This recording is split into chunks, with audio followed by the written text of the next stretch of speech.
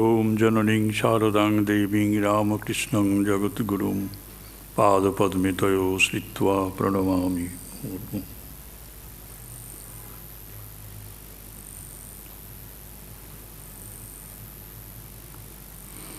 ওম পার্থায় প্রতিবোধিতাং ভগবতা নারায়ণেন স্বয়ং ব্যাসেন গ্রথিতাং পুরাণমুনিনা মধ্যে মহাভারতম অদ্বৈতামৃতবর্ষিণীম ভগবতীম অষ্টাদশাধ্যায়িনীম অম্ব ত্বাম অনুসন্ধধামি ভগবদ্গীতে ভবদ্বেষিণীম। ওম বসুদেবসুতং দেবং কংসচানুরমর্দনম দেবকী পরমানন্দং কৃষ্ণং বন্দে জগদ্গুরুম।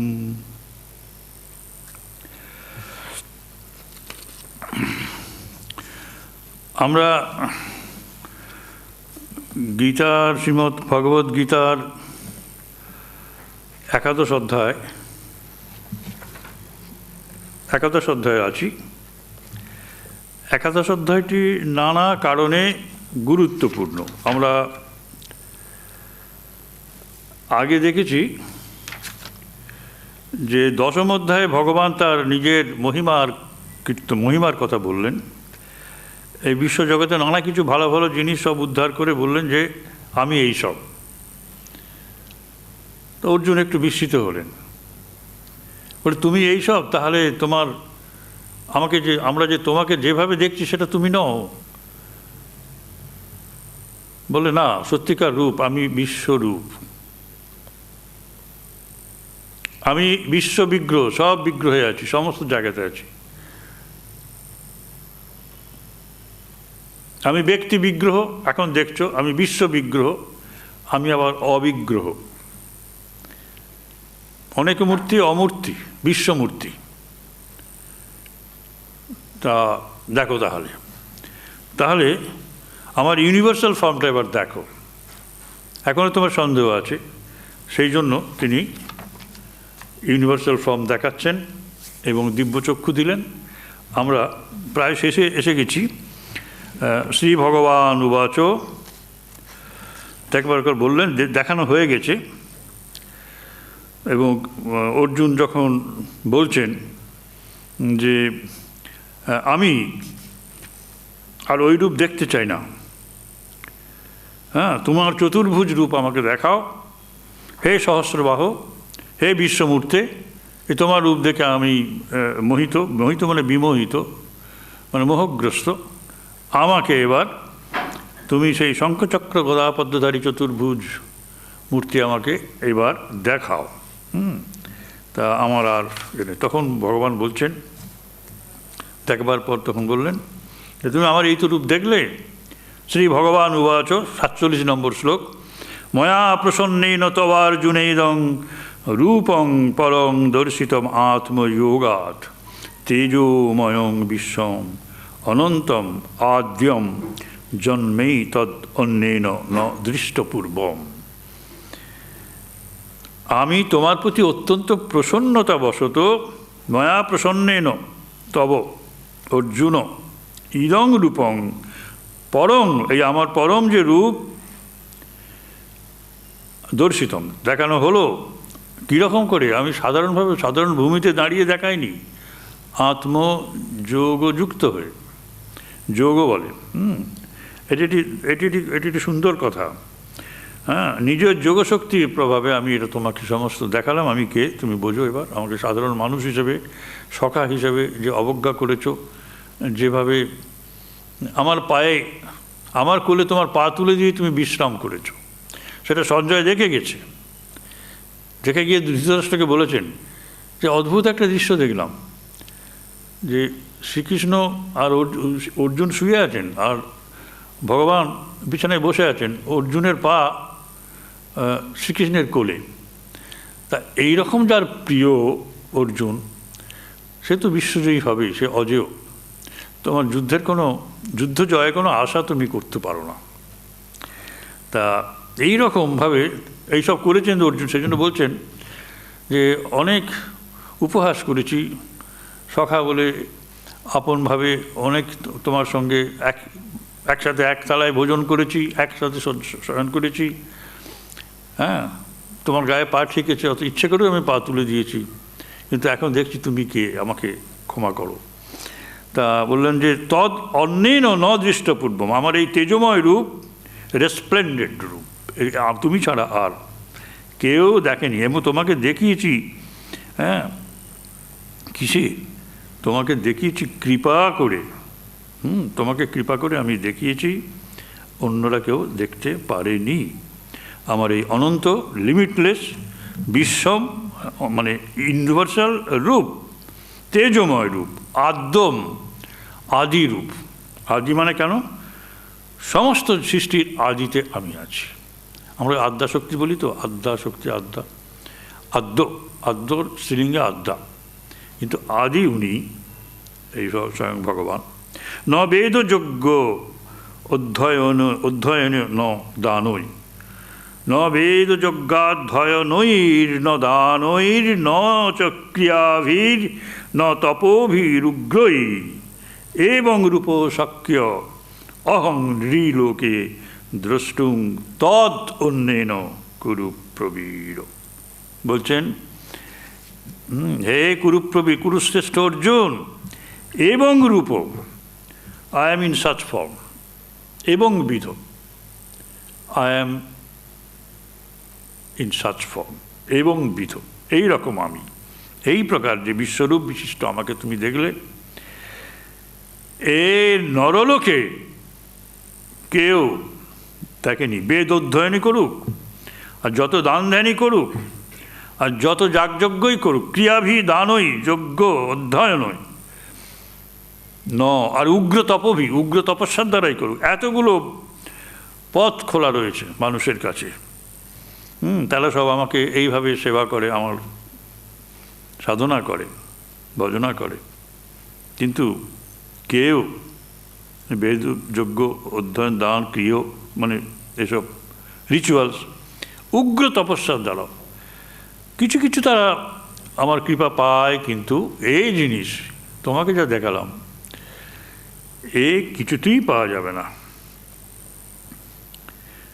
আমি কৃপা না করলে এটা হয় না। তোমাকে আমি আপন ভাবি, তুমি আমার সবচেয়ে প্রিয়, তোমাকে দেখালাম, আর কেউ দেখেনি।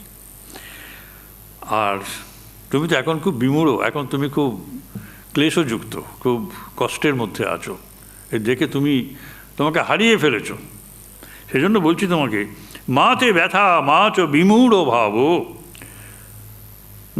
তোমার কষ্ট কেন সখা? তোমার আর কষ্ট নেই, আর এত দুঃখ কেন? এবং মোহগ্রস্ত হয়ে তুমি এলিয়ে পড়েছো, এটা তো শোভা পায় না। কেন আর হচ্ছ? আমার এই রূপ দেখে তুমি বিহ্বল হয়ে পড়েছো, বিকল হয়ে পড়েছো। দৃষ্ট্বা রূপং ঘোরম ইদং মমেদম, এই ঘোর রূপ। আর ব্যাপেতভি প্রীতমনা পুনস্তম, তুমি আবার পুনরায় সুস্থির হও, প্রীতমন হও, শান্ত মনে। ব্যাপেত মানে হচ্ছে বিগত ভি হয়ে, মানে ভয় শূন্য হয়ে, ব্যাপেতভি, উইদাউট এনি বি ফিয়ারলেস। আবার তুমি শান্ত হয়ে, প্রীতমন, সন্তুষ্ট, পুনরায়। তৎ এব, সেই, তৎ মানে সেই, এব মানে সেই মে রূপম ইদং প্রভ, যে রূপ তুমি দেখতে আমার ভালোবাসো, সবসময় দেখো, আমি আবার তোমাকে সেই রূপই দেখাচ্ছি। তদেব, সেই পূর্বের রূপ তুমি আমাকে আমার ভেতরে দেখো। সুতরাং তোমার আর কোনো দুঃখ কষ্ট আকুলতা ব্যাকুলতা থাকবে না। আমার সেই রূপ শঙ্খচক্র গদা, ওদের বলছেন চতুর্ভুজেন, সেই বিশ্বমূর্তি আমার কাছে আবার এসো। শঙ্খচক্র গদাপদধারী মানে উনি চতুর্ভুজধারীতেই দেখতেন, দ্বিভুজধারী নয়। সঞ্জয় উবাচ ইত্যর্জুনং বাসুদেবস্তথোক্ত্বা স্বকং রূপং দর্শয়ামাস ভূয়ঃ আশ্বাসয়ামাস চ ভীতমেনম ভূত্বা পুনর্সৌম্য বপুর মহাত্মা। আবার সেই সৌম্য মূর্তি, খুব জেন্টল শান্ত মূর্তি ধারণ করে বাসুদেব, ভগবান বাসুদেব অর্জুনকে ইতি উক্তা, অর্জুনকে এই প্রকার বলে ভূয় পুনরায় তথা সেই রকম সকং রূপং নিজের চতুর্ভুজ রূপ দর্শয়ামাস দেখালেন। পুনরায় পুনঃ মহাত্মা কৃষ্ণ সৌম্য বপু সৌম্য মূর্তি ভূত্বা সৌম্য মূর্তি ধারণ করে এনম ভীতম অর্জুনম এই ভীত অর্জুনকে আশ্বাসয়ামাস আশ্বাস প্রদান করলেন, কমফর্টেড, দারুণ জিনিস। ওকে আবার অ্যাসিওরেন্স দিলেন যে দেখো তোমার আর ভয় নেই, আমাকে দেখো। এইবার অর্জুন বলছেন, অর্জুন উবাচ 51 নম্বর শ্লোক, দৃষ্টেদং মানুষং রূপং তব সৌম্যং জনার্দন ইদানীম অস্মি সংবৃত্ত সচেতা প্রকৃতিঙ্গত।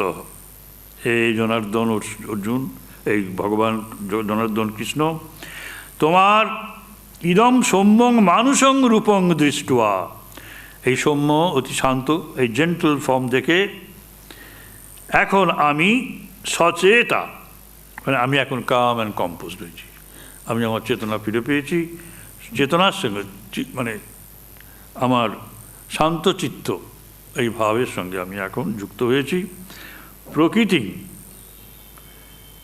গত অস্মি, আমি আমার স্বভাবকে, প্রকৃতি মানে স্বভাব, আমার স্বভাবকে আবার প্রাপ্ত হয়েছে, আমি আবার পুনরায় সুস্থ হয়েছি, আমার আর কোনো ভয় নেই। I have come, I once again become my own self। এটা বললেন। তা বললেন ঠিক আছে। তখন ভগবান বলছেন, আবার স্মরণ করিয়ে দিচ্ছেন, দেখো অর্জুন, শ্রী ভগবান উবাচ 52 নম্বর শ্লোক, সুদূরদর্শমিদং রূপং দৃষ্টবান অসি যৎ মম দেবা অপস্য রূপস্য নিত্যং দর্শনকাঙ্ক্ষিণ। এই যে তুমি দেখলে, এই সুদূরদর্শন মানে খুব কঠিন দুর্লভ এই রূপ আমার,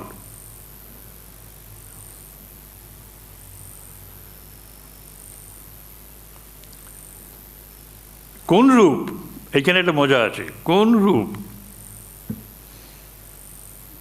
সেই বিশ্বরূপ নয়, এই যে আমার এই যে চতুর্ভুজ রূপ, এটাও ভগবান দেবতারা দেখবার জন্য খুব ব্যস্ত ব্যগ্র। ইদম রূপম, আমার এই যে রূপ তুমি দেখলে চতুর্ভুজ রূপ, আবার এটাও কিন্তু সুদূরদর্শন। যত দৃষ্টবান, যত, কেননা দেবাপি নিত্যমস্য রূপস্য দর্শন কাঙ্ক্ষিণ, তারা দর্শনের জন্য এই রূপ চতুর্ভুজ রূপ দেখবার জন্য তারা অতিশয় ব্যগ্র, নিত্য সর্বদা এই রূপ দর্শনের আকাঙ্ক্ষা করেন। সুতরাং তো even gods and goddesses, they long to behold my this form, চতুর্ভুজ মূর্তি। এটা খুব ডিফিকাল্ট টু সি। তারপরে বলছেন একই কথা, না হং বেদৈর ন তপসা ন দানেন ন চেজ্জয়া শক্য এবং বিধ দ্রষ্টুম দৃষ্টবান অসীমাং যথা। বেদ দ্বারা, বেদ পাঠে নয়, তপস্যার দ্বারা নয়, দানেরও নয়, যজ্ঞের নয়, ইজ্জয়া যজ্ঞের দ্বারা নয়, এই যে এবং বিধ রূপ, চতুর্ভুজ রূপ,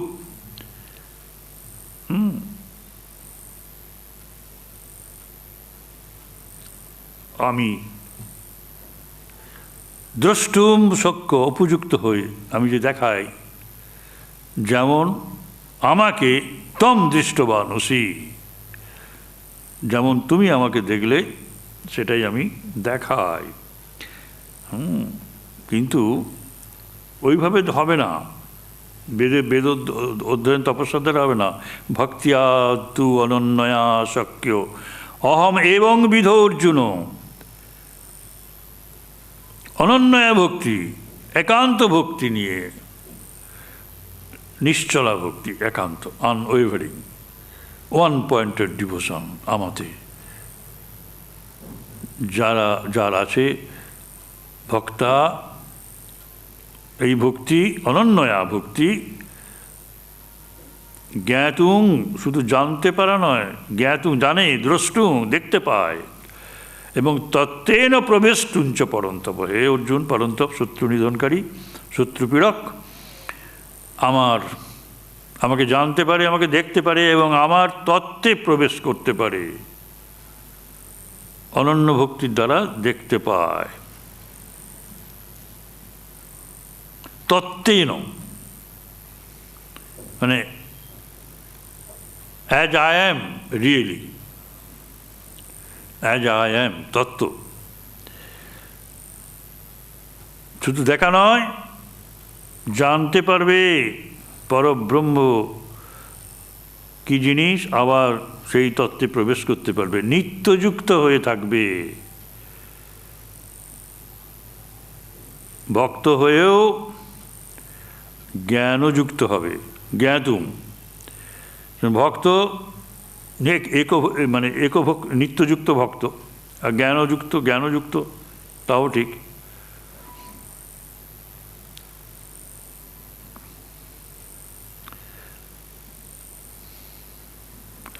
কারণ তেষাং জ্ঞানী নিত্যযুক্ত, আমরা একটা কথা শুনেছি আগে, জ্ঞানীরা নিত্যযুক্ত হয়ে থাকে, নিত্যযুক্ত হয়ে থাকে ভক্তদের লক্ষণ, কিন্তু জ্ঞানীরাও নিত্যযুক্ত হয়ে থাকে, আমাকে জানে, দেখে এবং আমার তত্ত্বে প্রবেশ করে। এইবার শেষ শ্লোকটি বড় সুন্দর শ্লোক। মৎ কর্মকৃত, মৎ পরম, মদ ভক্ত, সঙ্গবর্জিত, নির্বৈর সর্বভূতেষু য স মাম এইটি পাণ্ডব। এটি মানে শুধু একাদশ অধ্যায়ের সর্বশ্রেষ্ঠ শ্লোক তাই নয়,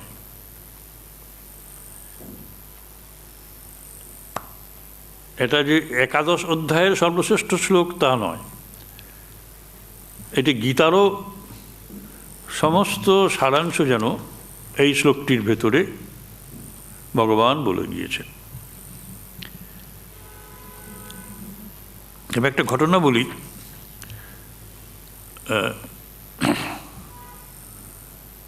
স্বামী মুক্তানন্দজির চিঠিপত্রগুলো আমাকে স্বামী সুহিতানন্দজি সেদিন পাঠিয়েছেন, তার কাছে যেগুলি ছিল।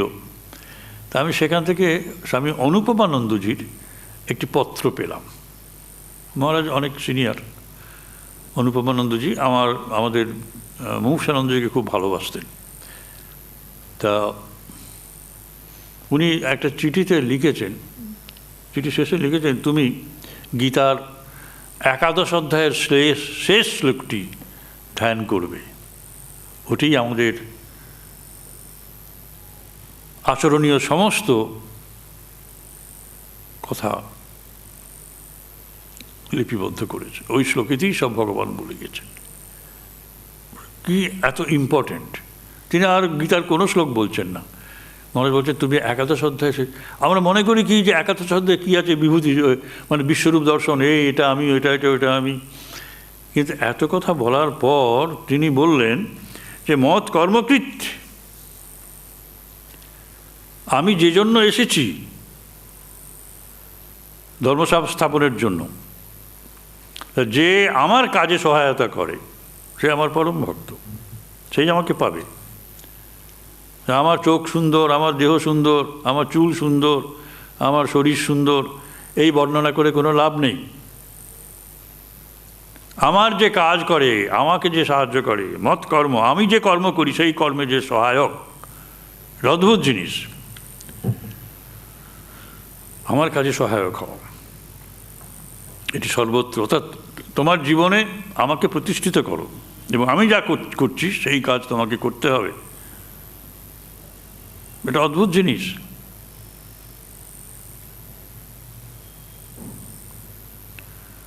তোমার হাতে নাই ভুবনের ভার বলে ছেড়ে দিয়ে আমি যা ইচ্ছা তাই করব, তা তো না। যে জীবন তুমি দিয়েছ আমায়, কলঙ্ক যদি দিয়ে থাকি তাই ক্ষণেক তরে, হ্যাঁ, মোহের ভরে, আমার বিচার তুমি করো তব আপন করো, একটা গান আছে রবীন্দ্রনাথের। তা আমার কর্ম করো। মত পরম আমাকে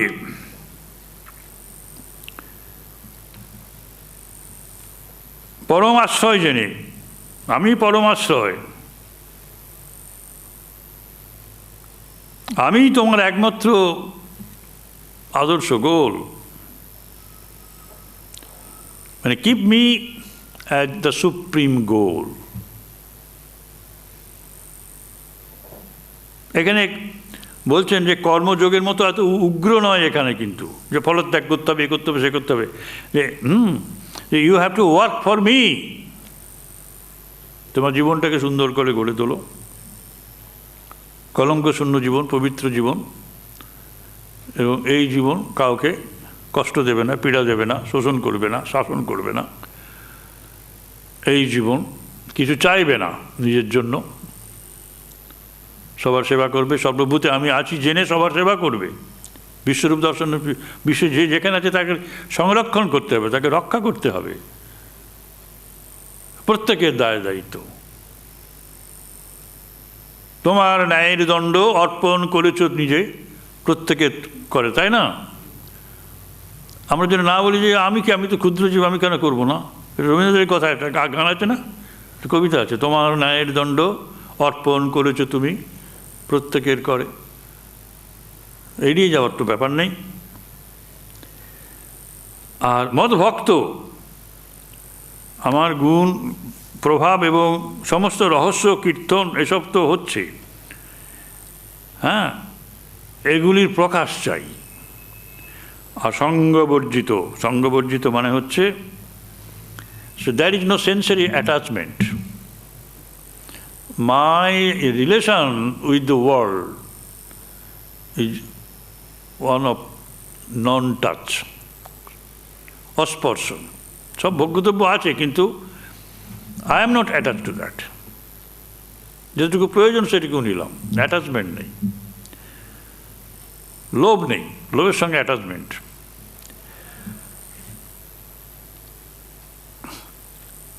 সমস্ত প্রাণীতে সর্বভূতেষু নির্বৈর, নির্বৈর সর্বভূতেষু। You must not see enemy, anybody, in anybody. So no enmity to anybody. নির্বৈর, সেই আমাকে পায়, মাম এইতি পাণ্ডব।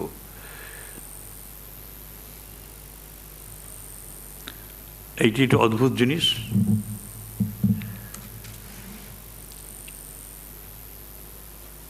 এবং মহারাজ বলছেন,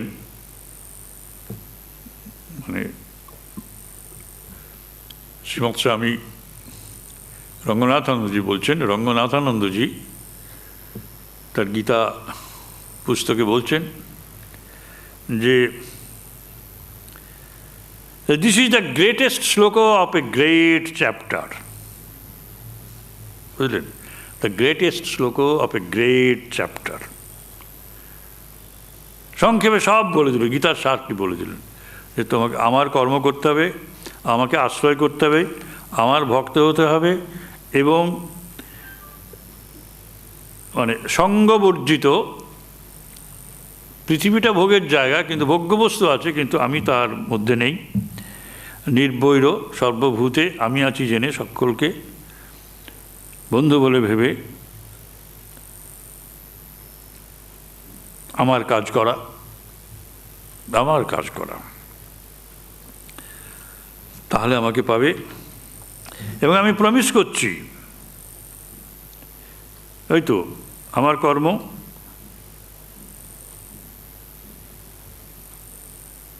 আমার আদর্শ, আমার ভক্ত হও, অনাসক্তি থাকবে, ভোগে এবং সর্বভূতে শত্রুভাব নয়, বৈরীভাব নয়, সর্বভূতে আত্মভাব।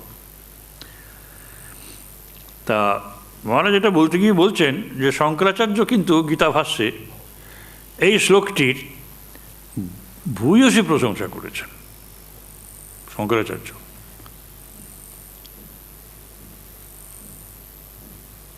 তার মানে এখানে এত বিশ্বরূপ দেখাচ্ছেন। আবার আমরা 12 অধ্যায়েও দেখেছি তার শেষ শ্লোকে মত কর্মকৃত, সেখানেও কিন্তু আমার কাজের কথা বারবার ধরে বলেছেন যে ভক্তি করছো সব ঠিক আছে, কিন্তু আমার কাজটা করো, সেখানেও তাই। এবং এখানে বিশ্বরূপ দর্শন দেখাতে গিয়ে আসল কথাটি কিন্তু তিনি বলেননি বলতে। এর কাজ হচ্ছে যে আমার কাজে সহায়ক হও। মানে গীতাভাষ্যে বলছেন অধুনা, শঙ্করাচার্য বলছেন অধুনা সর্বস্ব গীতাশাস্ত্রস্য সারভূত অর্থ নিঃশ্রেয় স্বার্থ অনুষ্ঠয়ত্বেন সমুচ্চিত উচ্চতে। বলছে গীতা শাস্ত্রের সারভূত অর্থ মোক্ষ লাভের জন্য যে এটি করতে হবে এটি করতে হবে, তাই সংক্ষেপে বলা হয়ে গেল।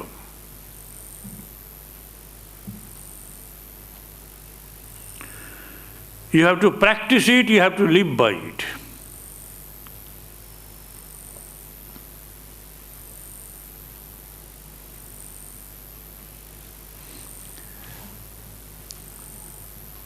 হরি ওম তৎসদিতি শ্রীমদ্ভগবদ্গীতাসু উপনিষৎসু ব্রহ্মবিদ্যায়াং যোগশাস্ত্রে শ্রীকৃষ্ণার্জুন সংবাদে বিশ্বরূপ দর্শন যোগ নাম 11 অধ্যায়।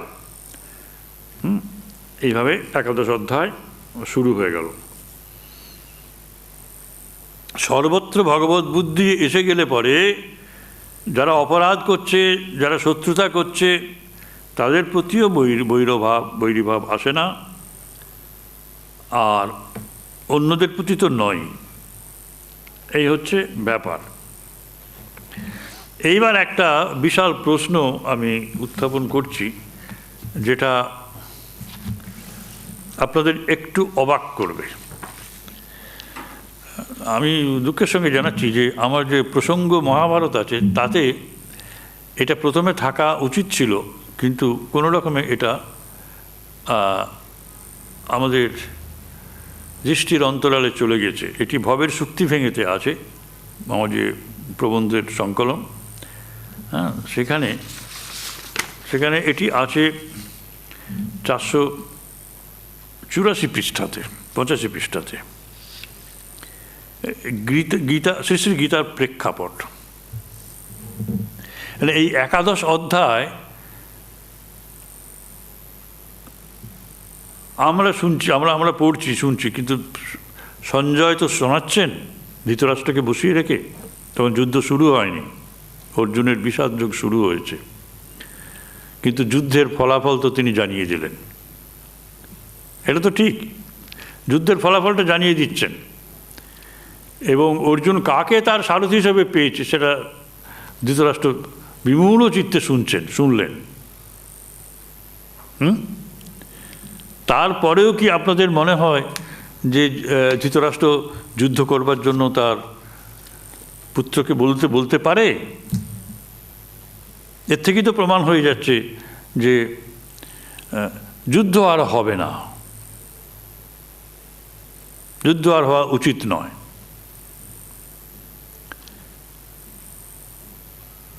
এ তো আমাদের সাধারণ বুদ্ধিতে তাই বলে। তো এরপরে যুদ্ধ হয় কি করে? যখন যুদ্ধের জয় তিনি জানবেন, আমি মেরে রেখেছি, তুমি নিমিত্ত মাত্র হও, আমার এই রূপ এবং এটা তোমার কী করতে হবে, তুমি আমার যন্ত্র হাতের, তোমাকে দিয়ে সব করবো, তারপরে যুদ্ধ করছে কেন? এই একটা বিশাল প্রশ্ন, বুঝলেন? এই প্রশ্নটার কেউ উত্থাপন করেননি। শুধু একটিমাত্র বই পুস্তক স্বামী কৃষ্ণানন্দ স্বামীর গীতা সন্দীপনী, তাতে একটুখানি জাস্ট উল্লেখ করা আছে। কিন্তু আমি মহাভারতটা যখন ডিটেলস পড়লাম তখন আমিও অবাক হলাম যে হঠাৎ গীতা, মানে গীতাটা কখন আসবে? গীতা আসছে না। মানে যুদ্ধ শুরু হয়েছে, যুদ্ধ শুরু হবে, সবাই দাঁড়িয়েছে এখানে ওখানে।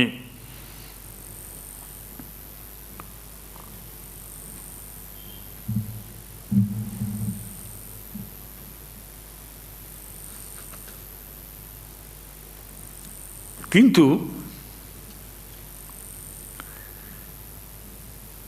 এই একাদশ অধ্যায় পড়তে গিয়ে শ্রীকৃষ্ণ যদি ভীষ্ম, দ্রোণ, কর্ণ এদের সবাইকে মেরেই রেখে থাকেন মহাকাল রূপে এবং অর্জুন নিমিত্ত মাত্র, তাহলে যুদ্ধের আর দরকার কি?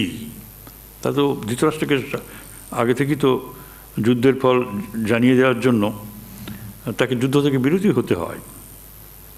কিন্তু ঘটনাটা তা নয়।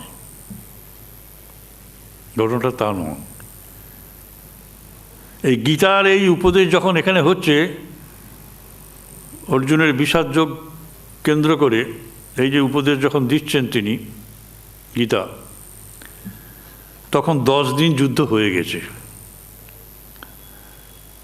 আশ্চর্য মনে হবে, এটা রেকর্ডেড, এটা রিপ্লে করা হচ্ছে।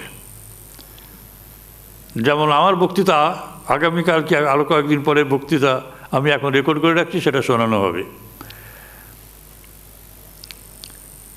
সঞ্জয়ের মানসপটে এগুলি চিত্রিত হয়ে আছে এবং তিনি এটা বলছেন। অরিজিনাল মহাভারত পড়ে দেখবেন, যদি কারো সংশয় থাকে। আমি তাদের বলে রাখছি যে 10ম দিনে যুদ্ধ হয়ে গেছে, বুঝলেন? আর ধৃতরাষ্ট্র কিন্তু বিহ্বল হয়ে শুনছেন। ওই যে প্রথমে বলেছেন ধর্মক্ষেত্রে কুরুক্ষেত্রে সমবেদা যুদ্ধোৎসব মাম নামেক পাণ্ডবস্য কিম অকুর্বত সঞ্জয়। তারপরে শুধু সঞ্জয় আর আর আর ধৃতরাষ্ট্রের দ্বিতীয় কোনো কথা নেই। একেবারে বিমুগ্ধ হয়ে শুনছেন, বিমূঢ় হয়ে, মূঢ়তা মোহগ্রস্ত হয়ে গেছে।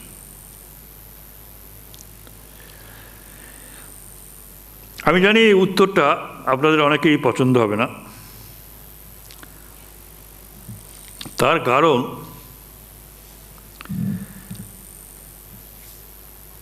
জয় সম্বন্ধে ধৃতরাষ্ট্রের কোনো সন্দেহ ছিল না। যখন ভীষ্ম, দ্রোণ, কর্ণ, অশ্বত্থামা, কৃপাচার্য এই 5 জন প্রায় চিরজীবী তার দলে, তাহলে তাকে হারাবে কে? কেন তারা তাদের দলে এসেছে সেটা প্রশ্ন, অন্য প্রশ্ন। কিন্তু ভীষ্ম যদি নিজে মরতে না চান, তাকে মারা যাবে না। দ্রোণাচার্য, তার হাতে যদি অস্ত্র থাকে তো কেউ মারতে পারবে না। আবার দ্বিতীয় কন্ডিশন হচ্ছে তার পুত্র যদি না মরে তাহলে তার মৃত্যু হবে না, কিন্তু পুত্র অশ্বত্থামা অমর। তারপর কর্ণ, তার কবচকুণ্ডল এইসব আছে, তাকে কে করবে? কবচকুণ্ডল তখনও কিন্তু হরণ করা হয়নি। তারপর আছেন অশ্বত্থামা স্বয়ং অমর। অশ্বত্থামাই সমস্ত কিছু করে ফেলতে পারত। আপনারা জানেন সে সমস্ত কী হয়েছিল সৌপ্তিক পর্বে। কৃপাচার্য অমর। আরেকজন ছিলেন জয়দ্রথ, প্রায় অমর। তাকে যে মারবে সেই মরে যাবে, তার কাটামুন্ডু যে ফেলবে সেই। এই সবই তো জানতেন, এই লুফলসগুলো সবই জানতেন শ্রীকৃষ্ণ কীভাবে হবে। কিন্তু ধৃতরাষ্ট্র ভেবেছিলেন যে এত যখন সব প্রায় চিরজীবী সব আমার হয়ে যুদ্ধ করছে, তখন যুদ্ধের ফলাফল তো আমার পক্ষেই যাবে। আর সুতরাং আমি ঘরে চললাম। তুমি যুদ্ধক্ষেত্রে যাও সঞ্জয়, আমি ঘরে চললাম। বিশ্রামে চললাম এবং আনন্দে উৎফুল্ল জীবন কাটাবে। তাকে যারা জানেন, তার যারা সংলাপ পড়েছেন, প্রতিক্রিয়া পড়েছেন যুদ্ধে, এবং পাণ্ডবদের প্রতি তার অসূয়া প্রচণ্ড ছিল, এবং নিজ সন্তানদের উন্নতির জন্য তিনি সব কাজই করতে পারতেন। তিনি খুব খুশি মনে গিয়ে বিশ্রাম নিচ্ছেন, জয় সম্বন্ধে সুনিশ্চিত হয়ে। এবং এই সঞ্জয় চলে গেলেন। এবার ভীষ্মপর্ব শুরু হয়েছে, সব ঠিকঠাক হলো, এবং ফিরছেন। এরপরেই কিন্তু মহাভারতের পরের চ্যাপ্টারটা যেটা শুরু হচ্ছে সেটা ঠিক এইভাবে।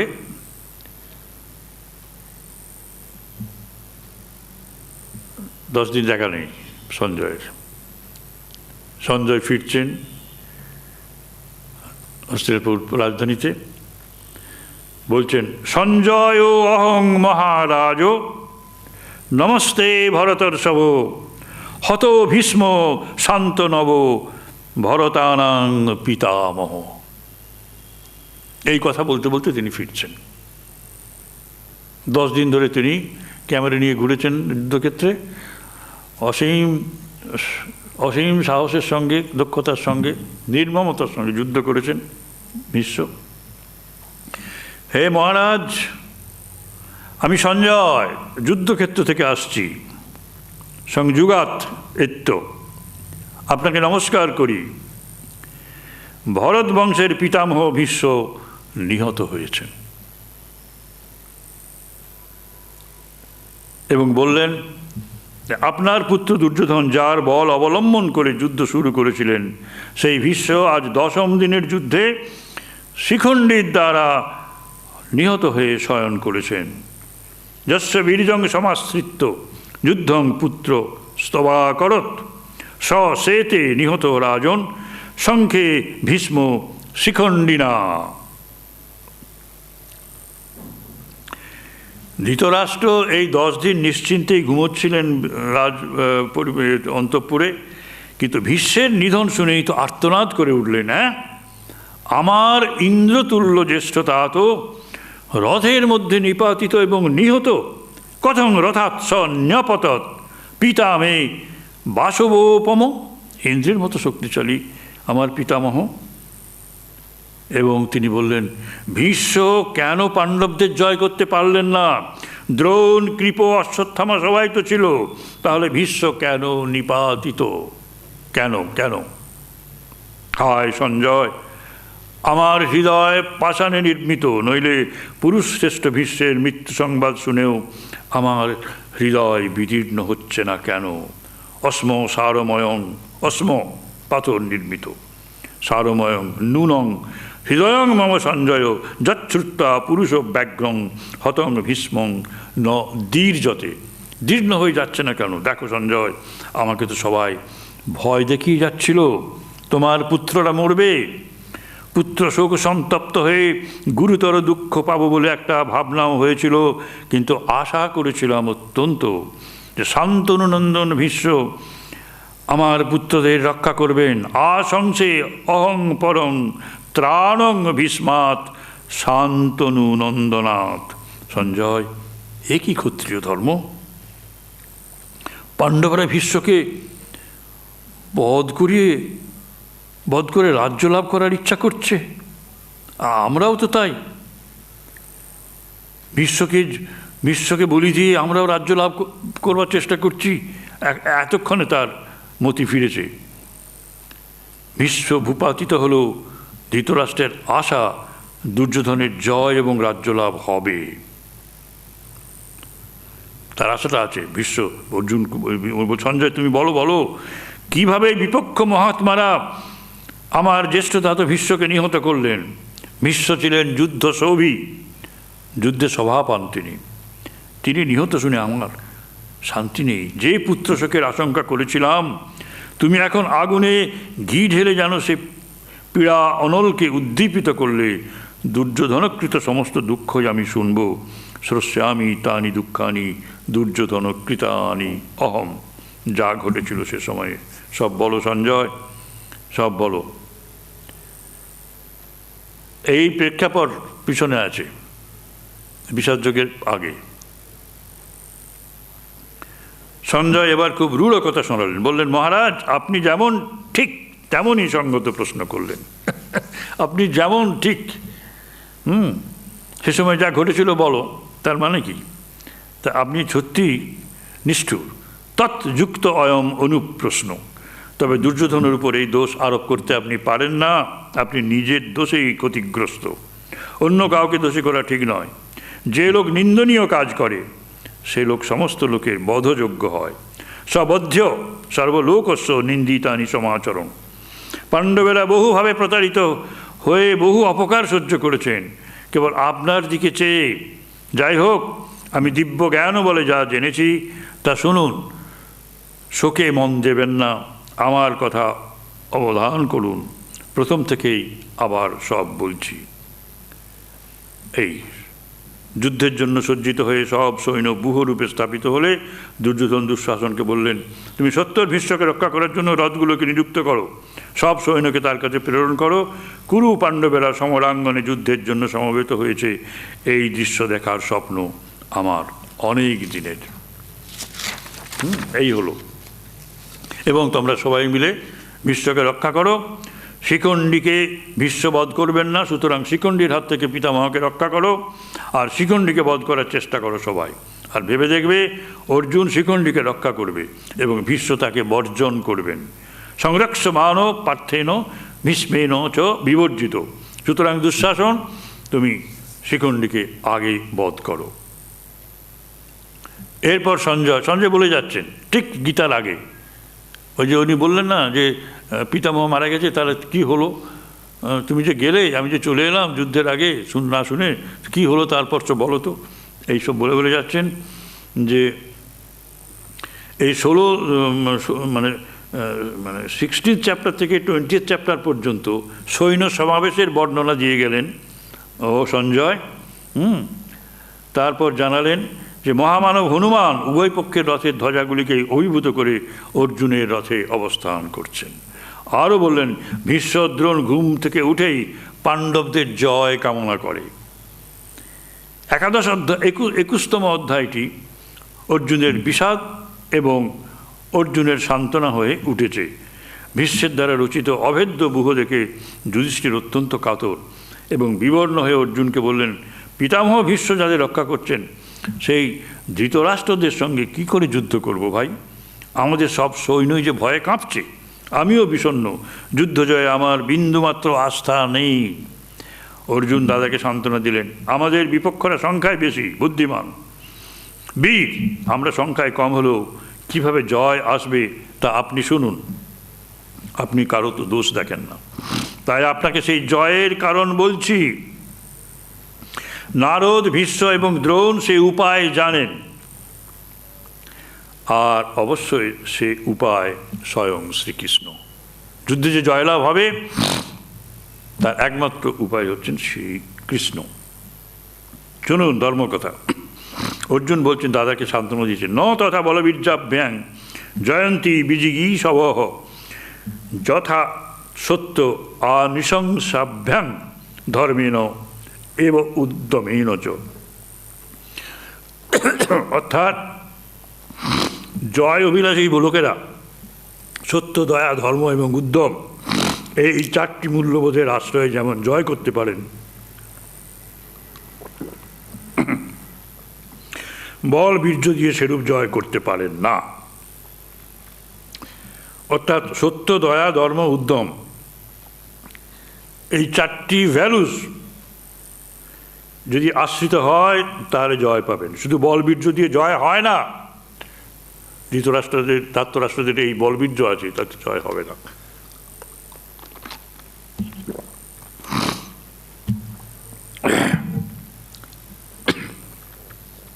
সুতরাং আমরা অহংকার শূন্য হয়ে সব রকমের অধর্ম লোভ ত্যাগ করে উদ্যম নিয়ে যুদ্ধ করব।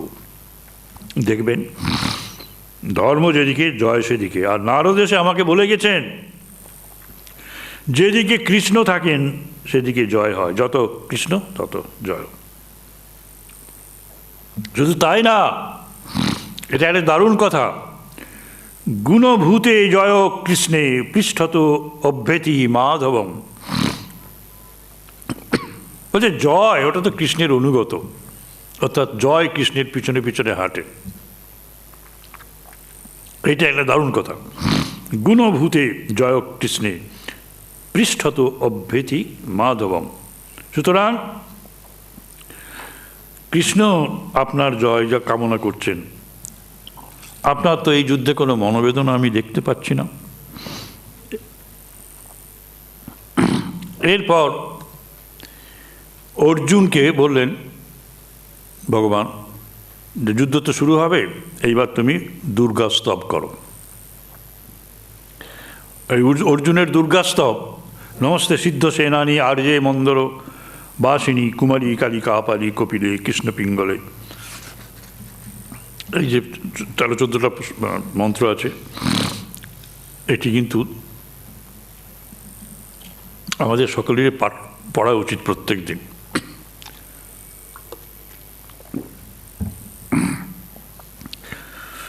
মহাভারতেও আছে, ভবের শক্তি ভেঙেতেও আছে, 495 পৃষ্ঠাতে, আমি পড়ছি না। এবং অর্জুনের স্তবে সন্তুষ্ট হয়ে কৃষ্ণের সামনেই আকাশে অবস্থান করে দুর্গাদেবী বর দিলেন যে নারায়ণের সহায়ে দুর্ধর্ষ নর তুমি অতি অল্পকালের মধ্যেই শত্রু জয় করবে। স্বল্পে নৈব তু কালীন শত্রুন জেষ্যজি পাণ্ডব নরস্তমসি দুর্ধর্ষ নারায়ণ সহায়বান। তোমার নারায়ণ সহায়।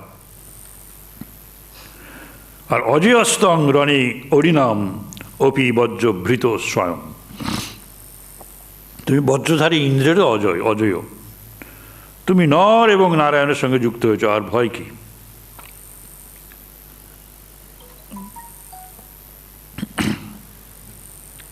বলছেন যে প্রতি প্রভাতকালে এই স্তোত্র পাঠকারী সর্বদা জয়ী হন, ভয়হীন হন, আরোগ্য এবং শান্তি শক্তি লাভ করেন।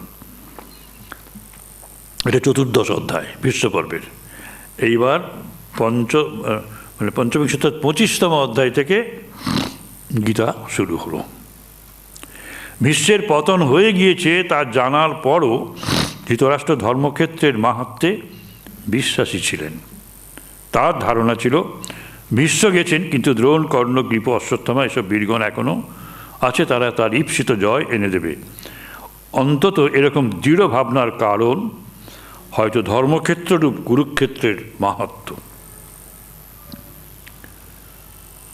এই প্রেক্ষাপটের নিরিখে আমরা এই গীতা আলোচনা করছি। সেটা আমি প্রথমে বলিনি, অপেক্ষা করছিলাম 11 অধ্যায়ে আসার জন্য, যেখানে কি নিশ্চিতভাবে ভগবান অর্জুনকে বলে দিলেন যে জয়টা আমাকে অনুগমন করে, আমি যেখানে যাই জয় সেখানেই আছে, ওখানে বলবীর্য থাকলেই জয় হবে তা না। হরি ওম তৎসৎ। জয় মা।